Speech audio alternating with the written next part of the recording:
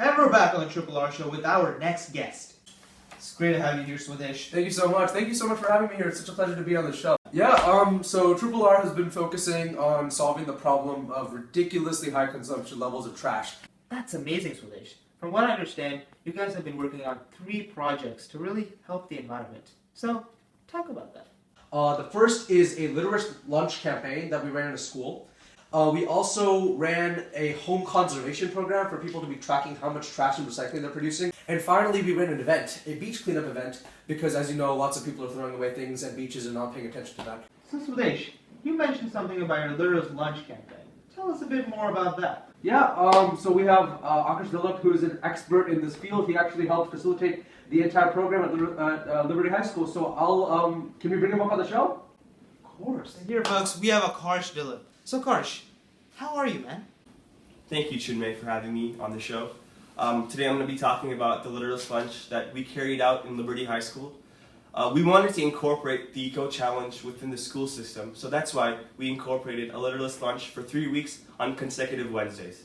We wanted to get peer involvement, classmate involvement, in making sure that they do their part to reduce their trash consumption, and overall eating a waste-free lunch. Upon the conclusion of this event, we were thrilled to discover that we had reduced trash by 40% on these 3 consecutive Wednesdays. That's amazing, Akarsh. So, you mentioned you did this at Liberty High School.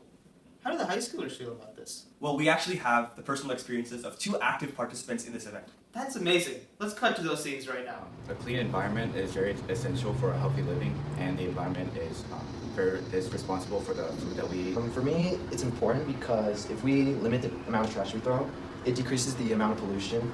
So yes, we have Marwan coming up. I hear you're here to talk about the home conservation project you guys have been doing. That's right. So essentially for the home conservation project, every single week we would go and weigh our trash, and we would try to decrease the weight of our trash every single week to try to minimize it as much as possible. Yeah, I actually have some statistics here about some of the work you guys did. So apparently in 6 households combined, on average, you guys had consumed 41.37 pounds of trash per week. But after this challenge, that number went to 10.75 pounds of trash.